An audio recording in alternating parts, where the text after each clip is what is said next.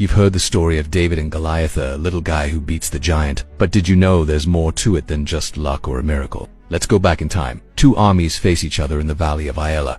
The Philistines' legendary warriors send out their champion, Goliath. Some say he was over 8 feet tall, covered in armor that glinted in the sun. But even ancient manuscripts can't agree on his real height. Was he really a giant?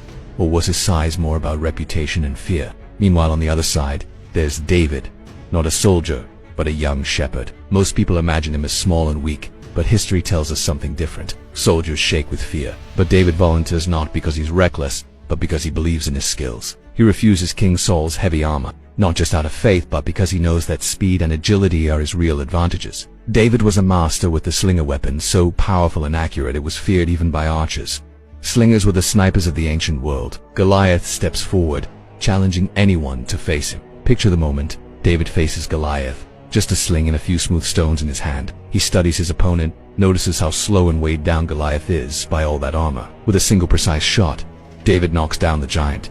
Was it just luck? No, David used strategy, courage, and his own unique strengths. You don't have to be the biggest, the loudest, or the strongest. What looks like a miracle is actually the perfect example of brains beating brute force. Today, David versus Goliath isn't just an old story, it's a metaphor for anyone who dares to take on a challenge that seems impossible. We see it in sports, in business, in innovation, even in everyday life. Anytime an underdog faces something much bigger and stronger. But here's the real secret.